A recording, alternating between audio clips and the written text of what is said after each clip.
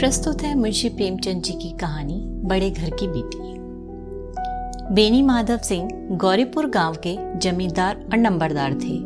उनके पिता में किसी समय बड़े धन धान्य संपन्न थे। गांव का पक्का तालाब और मंदिर, जिनकी अब मरम्मत भी मुश्किल थी, उन्हीं के कीर्ति स्तंभ थे।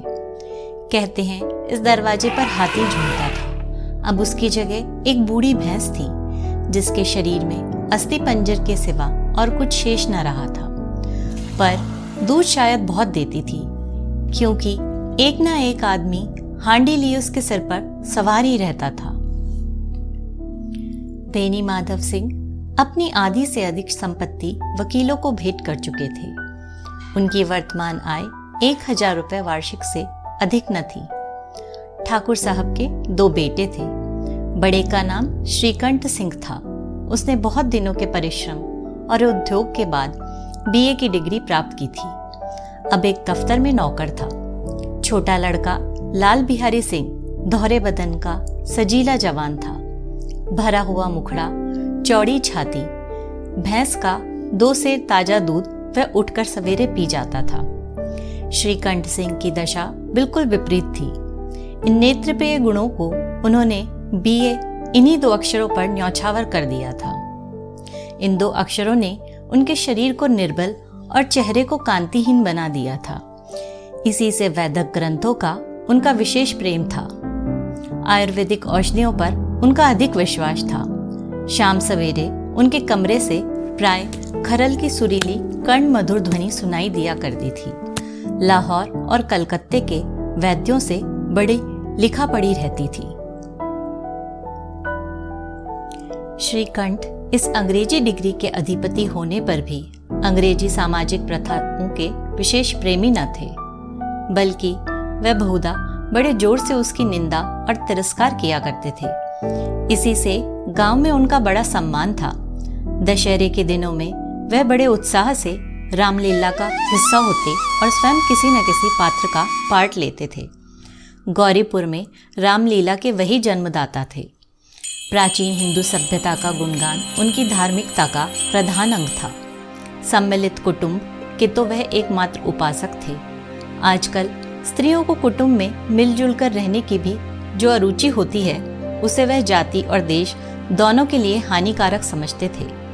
यही कारण था कि गांव की ललनाएं उनकी निंदक थी। कोई को तो उन्हें अपना शत्रु समझने में भी संकोच न करती थी। स्वयं उनकी पत्नी को ही इस विषय में उनसे विरोध था। यह इसलिए नहीं कि उसे अपने सास ससुर, देवर या जेठ आदि से घृणा थी, बल्कि उसका विचार था कि यदि बहुत कुछ सहने और देने पर भी परिवार के साथ निर्वाह न हो सके, तो आए दिन की कलह से जीवन को नष्ट करने की अपेक्षा यही उत्तम है कि अपनी खिचड़ी अलग पकाई जाए। आनंदी एक बड़े उच्च कुल की लड़की थी। उसके बाप एक छोटी सी रियासत के तालुकेदार थे। विशाल भवन, 1 हाथी, 3 कुत्ते, बाज, बहरी शिकरे, झाड़ फानूस, आनेरी मजिस्ट्रेट और ऋण, जो एक प्रतिष्ठित तालुकेदार के भोग्य पदार्थ हैं, सभी यहाँ विद्यमान थे। नाम था भूप सिंह। बड़े उदारचित्त और प्रभावशाली पुरुष थे, पर दुर्भाग्य से लड़का एक भी न था। 7 लड़कियां हुई और देव योग से सबकी सब जीवित रही। पहली उमंग में तो उन्होंने 3 ब्याह दिल खोलकर किए, पर 15-20 हजार रुपयों का कर्ज सिर पर हो गया तो आंखें खुली, हाथ समेट लिया। आनंदी चौथी लड़की थी। वह अपनी सब बहनों से अधिक रूपवती और गुणवती थी, इसलिए ठाकुर भूप सिंह उसे बहुत प्यार करते थे। सुंदर संतान को कदाचित उसके माता पिता भी अधिक चाहते हैं। ठाकुर साहब बड़े धर्म संकट में थे कि इसका विवाह कहाँ करें। न तो यही चाहते थे कि ऋण का बोझ बढ़े, और न यही स्वीकार था कि उसे अपने को भाग्यहीन समझना पड़े। एक दिन श्रीकंठ उनके पास किसी चंदे का रुपया मांगने आए। शायद नागरी प्रचार का चंदा था। भूप सिंह उनके स्वभाव पर रीझ गए और धूमधाम से श्रीकंठ सिंह का आनंदी के साथ ब्याह हो गया। आनंदी अपने नए घर में आई तो यहाँ का रंग ढंग कुछ और ही देखा। जिस टीम टाम की उसे बचपन से ही आदत पड़ी हुई थी, वह यहाँ नाम मात्र को भी न थी। हाथी घोड़ों का तो कहना ही क्या, कोई सजी हुई सुंदर बहली तक न थी। रेशमी स्लीपर साथ लाई थी, पर यहाँ बाग कहाँ। मकान में खिड़कियां तक न थी, न जमीन पर फर्श, न दीवार पर तस्वीरें। यह एक सीधा सादा देहाती गृहस्थी का मकान था, किंतु आनंदी ने थोड़े ही दिनों में अपने को इस नई अवस्था के ऐसे अनुकूल बना लिया मानो उसने विलास के समान कभी देखे ही न थे। एक दिन दोपहर के समय लाल बिहारी सिंह 2 चिड़िया लिए हुए आया और भावत से बोला, जल्दी से पका दो, मुझे भूख लगी है। आनंदी भोजन बनाकर उनकी राह देख रही थी। अब वह नया व्यंजन बनाने बैठी। हांडी में देखा तो घी पाव भर से अधिक न था। बड़े घर की बेटी किफायत क्या जाने, उसने सब घी मांस में डाल दिया। लाल बिहारी खाने बैठा तो दाल में घी न था। बोला, दाल में घी क्यों नहीं छोड़ा? आनंदी ने कहा, घी सब मांस में पड़ गया। लाल बिहारी जोर से बोला, अभी परसों ही घी आया है, इतना जल्द उठ गया?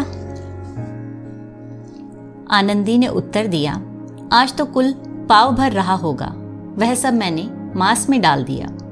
जिस तरह सूखी लकड़ी जल्दी से जल उठती है, उसी तरह शुदा से बावला मनुष्य जरा जरा सी बात पर तिनक जाता है।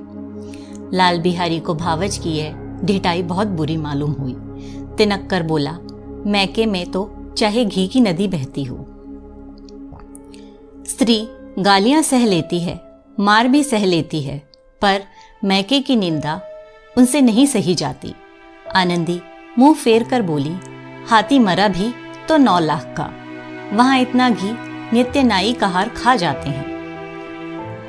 लाल बिहारी जल गया, थाली उठाकर पलट दी और बोला, जी चाहता है जीभ पकड़कर खींच लो। आनंदी को भी क्रोध आ गया, मुंह लाल हो गया। बोली, वह होते तो आज इसका मजा चखाते। अब अपढ़ उज्जर ठाकुर से न रहा गया। उसकी स्त्री एक साधारण जमींदार की बेटी थी। जब जी चाहता था उस पर हाथ साफ कर लिया करता था।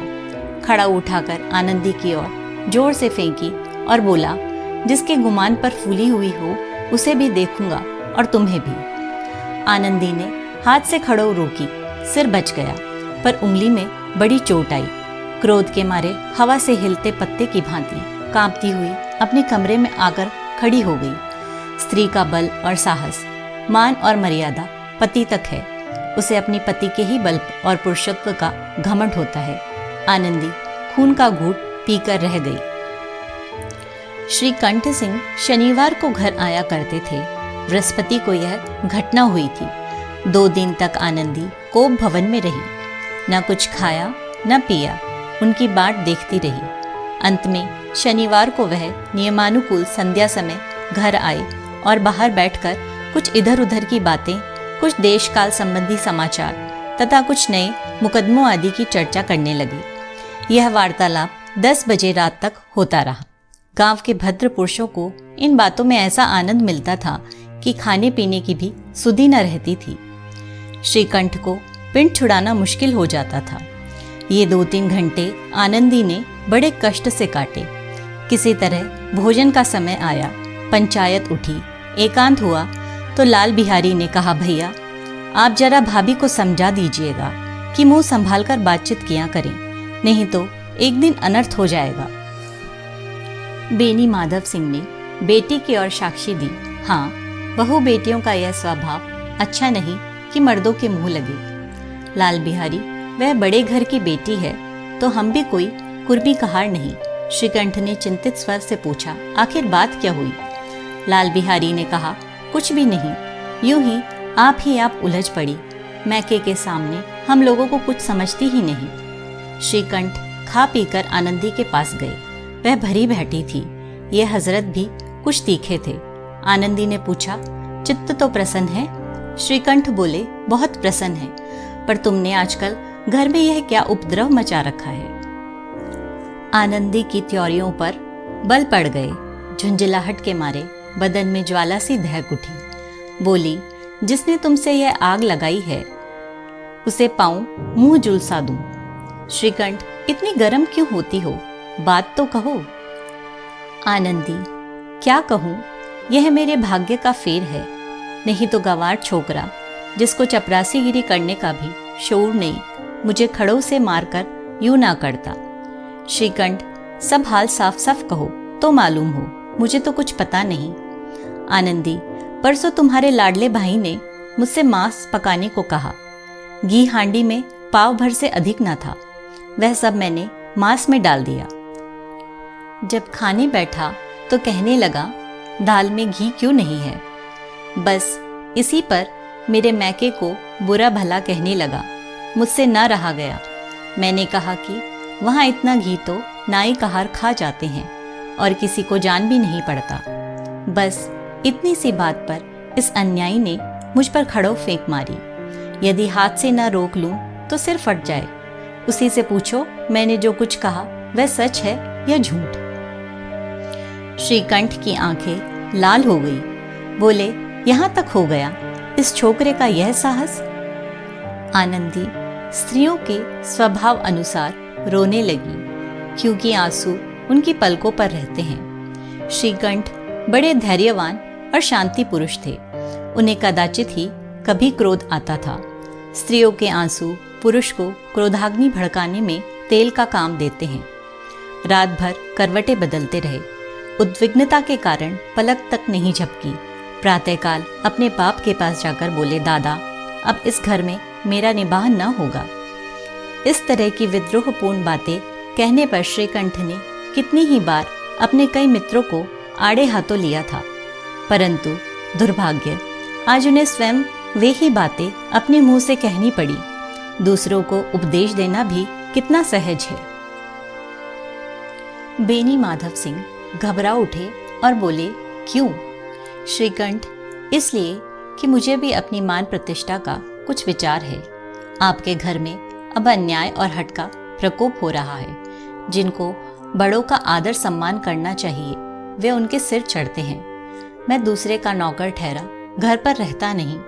यहाँ मेरे पीछे स्त्रियों पर खड़ाऊ और जूतों की बौछार होती है। कड़ी बात तक चिंता नहीं, कोई एक की दो कह दे वहां तक मैं सह सकता हूँ, किंतु यह कदापि नहीं हो सकता कि मेरे ऊपर लात घुसे पड़े और मैं दम न मारूं। बेनी माधव सिंह कुछ जवाब न दे सके। श्रीकंठ सदैव उनका आदर करते थे। उनके ऐसे तेवर देखकर बूढ़ा ठाकुर अवाक रह गया। केवल इतना ही बोला, बेटा, तुम बुद्धिमान होकर ऐसी बातें करते हो।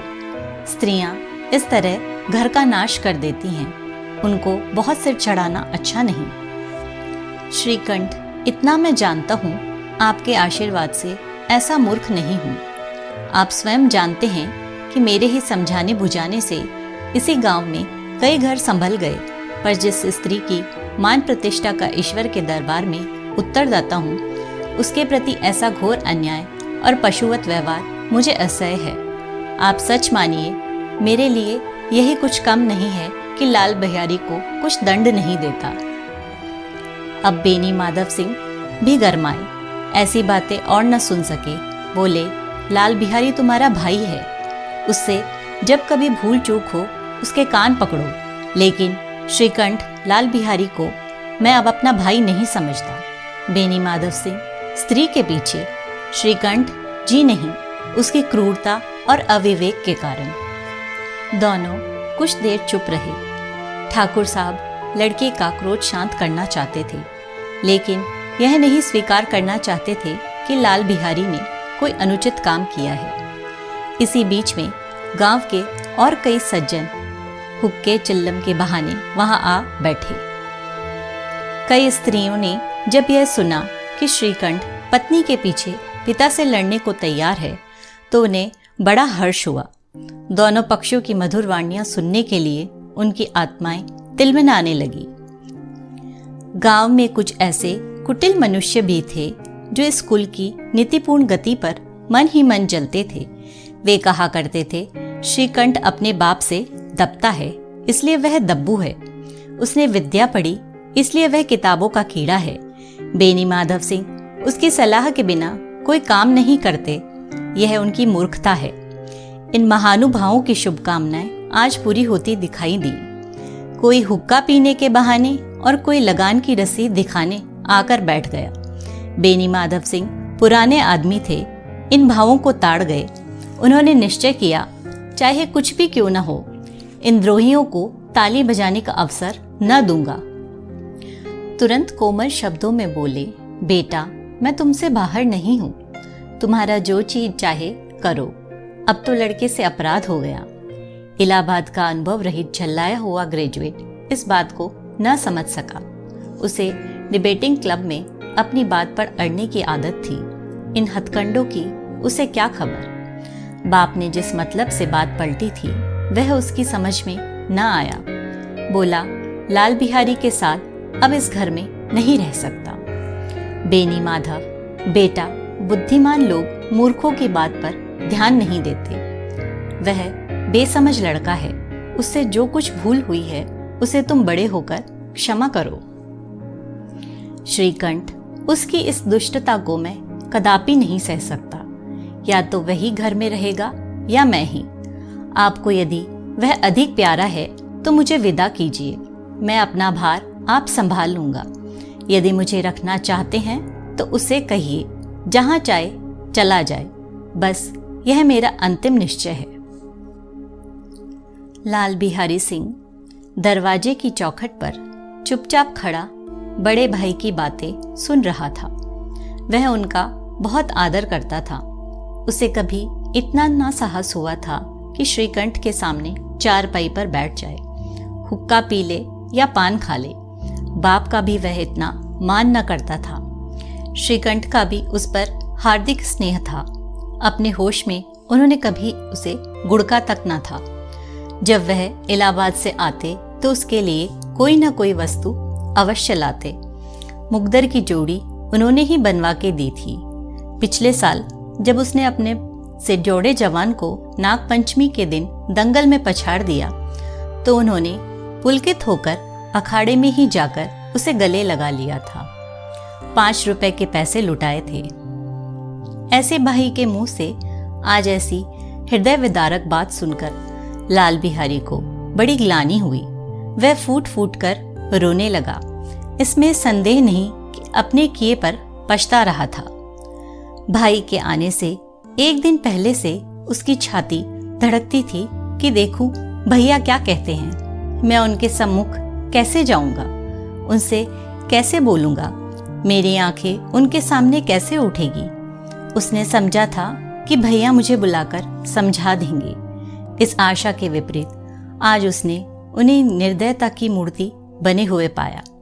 वह मूर्ख था, परंतु उसका मन कहता था कि भैया मेरे साथ अन्याय कर रहे हैं।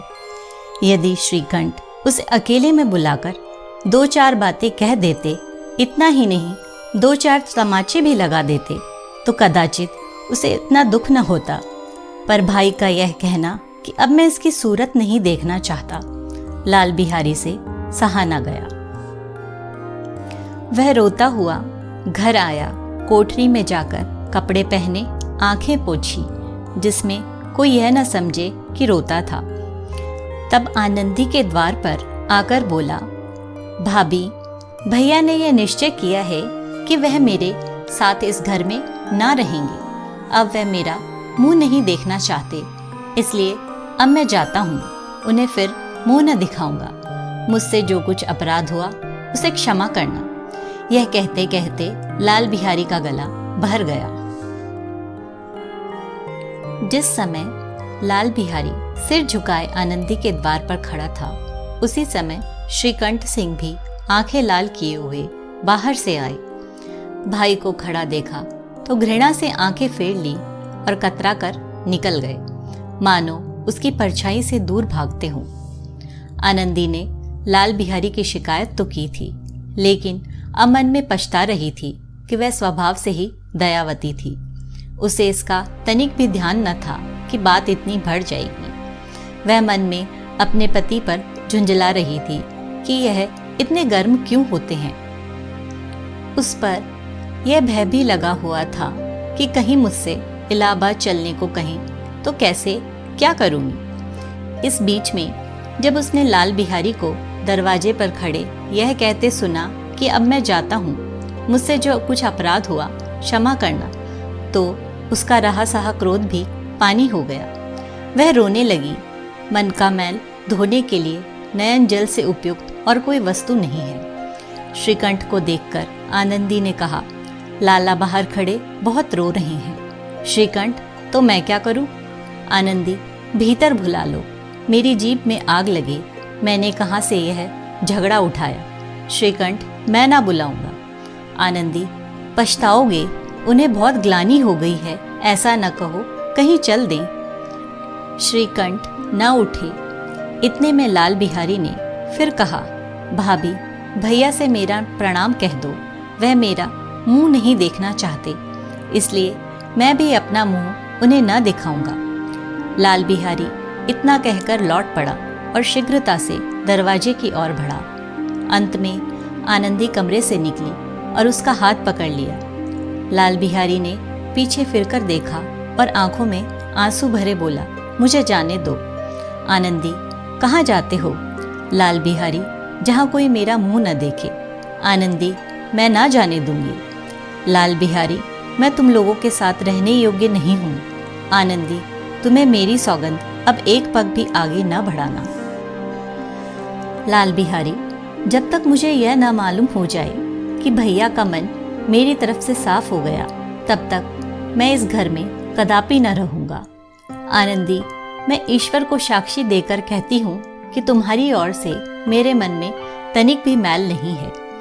अब श्रीकंठ का हृदय भी पिघला। उन्होंने बाहर आकर लाल बिहारी को गले लगा लिया। दोनों भाई खूब फूट फूट कर रोए। लाल बिहारी ने सिसकते हुए कहा, भैया, अब कभी मत कहना कि तुम्हारा मुंह न देखूंगा। इसके सिवा आप जो दंड देंगे मैं सहर्ष स्वीकार करूंगा। श्रीकंठ ने कांपते हुए स्वर में कहा, लल्लू, इन बातों को बिल्कुल भूल जाओ। ईश्वर चाहेगा तो फिर ऐसा अवसर न आएगा। बेनी माधव सिंह बाहर से आ रहे थे। दोनों भाइयों को गले मिलते देखकर आनंद से पुलकित हो गए। बोल उठे, बड़े घर की बेटियां ऐसी ही होती हैं, बिगड़ता हुआ काम बना लेती हैं। गांव में जिसने यह वृतांत सुना, उसी ने इन शब्दों में आनंदी की उदारता को सराहा। बड़े घर की बेटियां ऐसी ही होती हैं।